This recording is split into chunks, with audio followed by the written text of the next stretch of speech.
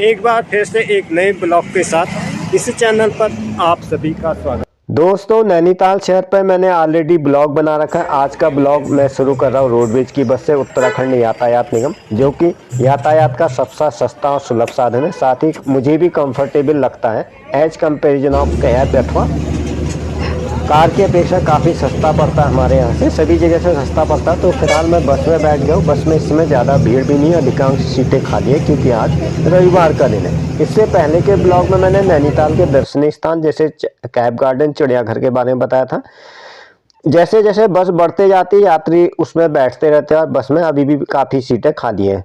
फिलहाल मैं आगे की सीट में बैठा हूँ क्योंकि यहाँ से सामने के शीशे से ब्लॉगिंग ज़्यादा अच्छी तरह से होती है।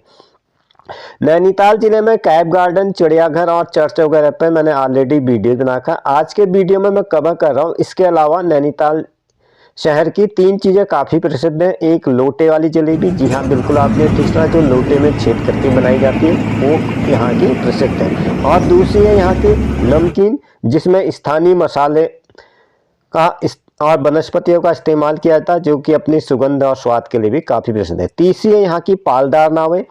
आमतौर पर नावें पतवार और पैडल बोट होती है, लेकिन इस झील पर तैरने वाली पालदार नावें प्राचीनता का एक हमें एहसास देता है और यहाँ का प्रसिद्ध लैंडमार्क भी है, जो कि पालदार नावों में पुराने समय से ही यहाँ काफ़ी समय से चलती है।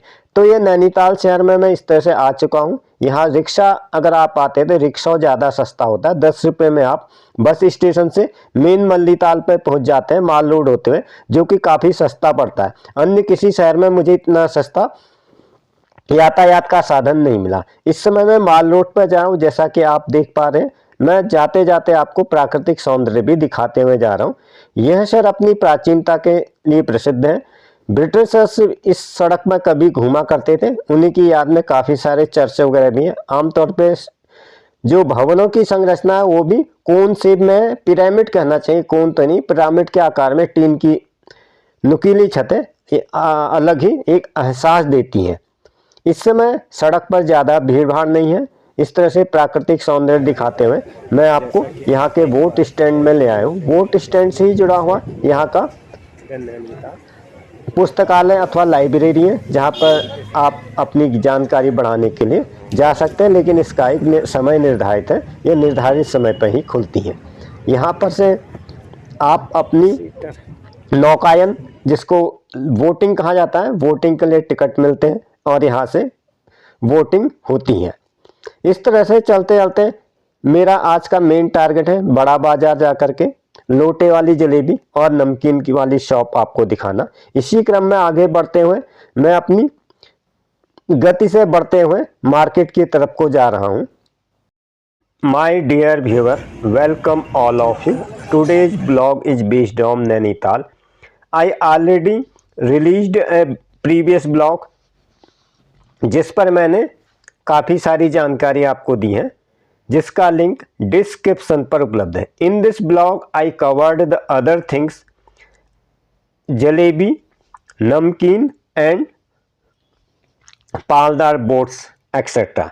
This is as I am showing to, this is rickshaw stand and this is a beautiful lake as I am showing to you. ये पालदार नाव है, ये अभी भी तैरती हैं, हालांकि अब इनका इस्तेमाल बहुत कम हो गया है।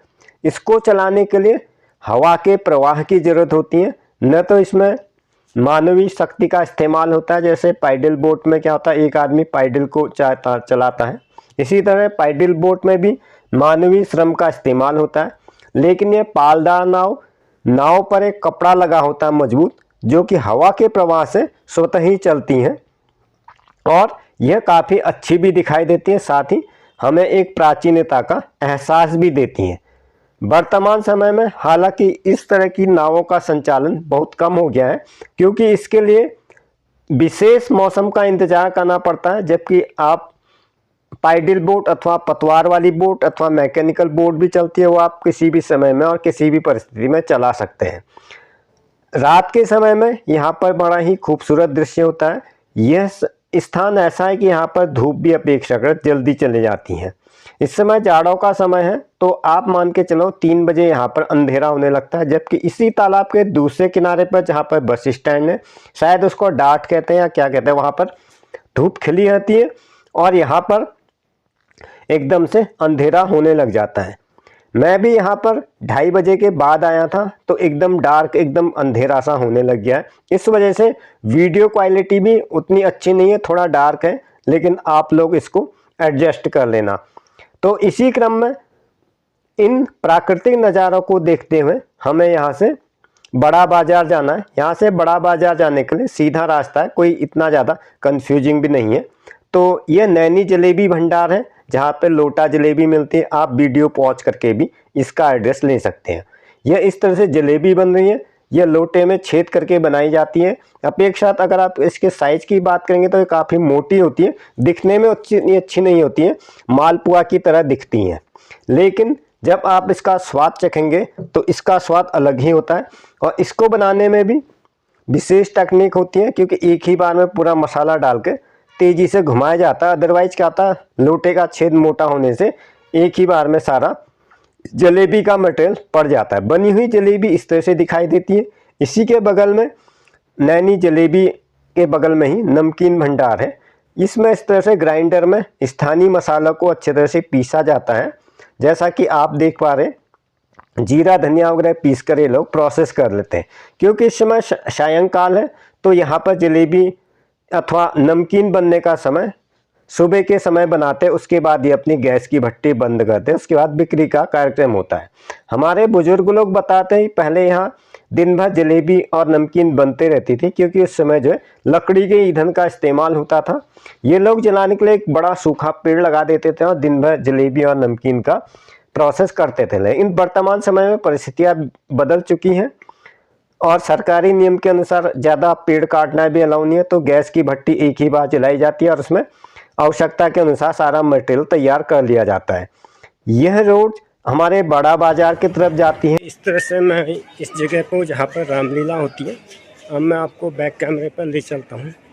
ये यहाँ का रामलीला मंचन है और यहाँ पे रामलीला का आयोजन किया जाता है। जैसा कि आप देख पा रहे हैं, रामलीला कमेटी नैनीताल, यहाँ से रामलीला का प्रसारित की जाती है और रामलीला होती भी। लॉकडाउन समय में भी यहाँ पर रामलीला बंद नहीं होती, ऑनलाइन रामलीला का मंचन यहाँ से शुरू हुआ था। इसी के बगल में हमें फूल वगैरह की दुकान वगैरह मिल जाती हैं। और इसी ढलान से नीचे निकलते हुए ये जैसा कि आप देख पाए नैनी लोटा, ये 2-3 दुकानें जहाँ पर आपको नमकीन और जलेबी मिल जाती हैं। बड़ा बाजार ये जगह का नाम है। आप चाहे इसका प्रॉपर एड्रेस वीडियो को पॉज करके ले सकते हैं। मैं इस तरह से नमकीन की दुकान में आ गया हूँ। यहाँ से मैंने अपनी पसंद की नमकीन ली है। आप भी अपने परिजनों के लिए एज गिफ्ट के रूप में यहाँ से नमकीन ले सकते हैं। इसी से जुड़ी हुई मैं चाय की दुकान दिखाई दी। चाय की खुशबू लिए बिना मैं नहीं जा सकता हूँ। यहाँ से मैंने अपने लिए चाय ले ली है। फिलहाल मैं ज़्यादा अभी इंतज़ार नहीं कर सकता क्योंकि मेरी गाड़ी का भी समय हो रहा है। अदरवाइज जीप में मुझे बैठना ज़्यादा पसंद नहीं है। जीप और टैक्सी को मैं ज़्यादा लाइक नहीं करता हूँ। किन्हीं विशेष परिस्थितियों में ही मैं इन यातायात के साधनों का इस्तेमाल करता हूँ। ये यहाँ का पार्क है जैसा कि आप देख पा रहे हैं। इससे आगे बढ़ते हुए यही रास्ता मुझे वापस बस अड्डे की तरफ ले जाएगा जहाँ से मैं आया हूँ। साथ ही आपको बड़ा सा जो मैदान दिखाई दे रहा है, इस पर भी मैंने ऑलरेडी शॉर्ट वीडियो में आपको बताया था कि यही एकमात्र ऐसा मैदान है जहाँ पर चारों कोनों में आपको चारों धर्म के प्रतीक चिन्ह मिल जाते हैं। मंदिर मिल जाती है, मस्जिद मिल जाता है, चर्च मिल जाता है और गुरुद्वारा मिल जाता है। साथ ही इसी से जुड़ा हुआ टैक्सी स्टैंड भी है जहाँ पर टैक्सी पार्क होती है इसी मैदान पर। और इसी मैदान पर खेलकूद संबंधी आयोजन होते हैं। अन्य भी सांस्कृतिक कार्यक्रम समय समय पर आयोजित किए जाते हैं।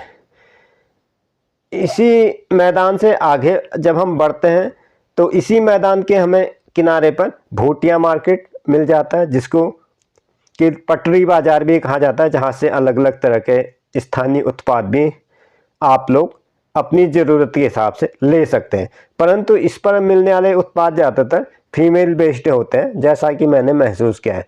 फिलहाल मैं इन सीढ़ियों से चलते हुए वापस यू टर्न लेते हुए मुख्य सड़क की तरफ चले जाता हूँ। अगर आप इस डामर वाली रोड से जाएंगे तो उसके बाद आपको राइट हैंड साइड में उतरना पड़ेगा और आप इस रास्ते से भी बड़ा बाजार जा सकते हैं। वैसे पहाड़ के रास्ते बड़े ही आसान होते हैं, आप किसी से भी पूछ लेना, अगर बड़ा बाजार जाना है तो आसानी से आपको जगह भी मिल जाती है। इस पर दीवारों पर आजकल उभरे हुए चित्र बने हैं जिनको शायद 3D फिगर कहते हैं। ये भी आजकल दीवारों पर सभी जगह पहाड़ी क्षेत्र में लगाए गए हैं, और भी शायद देश के हिस्सों में लगाए गए होंगे, लेकिन पहाड़ी एरिया में काफ़ी जगह सरकारी इमारतों में इस तरह के 3D चित्र या मूर्तियाँ टाइप की लगाई गई है। लाइब्रेरी है, डिस्प्ले बोर्ड में इसका समय लिखा हुआ है। And that's the end this episode. दोस्तों, इसी के साथ आज का ये एपिसोड यहीं पर समाप्त होता है। अगर आपने चैनल पर पहली बार विजिट किया तो चैनल को सब्सक्राइब करें, वीडियो को लाइक करें, साथ ही इस वीडियो का लिंक अपने मित्रों के साथ शेयर करें। सेम टू सेम नाम से मेरा व्हाट्सएप चैनल और फेसबुक पेज है जहां पर मैं अवेलेबल रहता हूँ। You may press bell icon for instant notification about my upcoming video में अंत तक बने रहने के लिए आप सभी का धन्यवाद। Thanks for stay.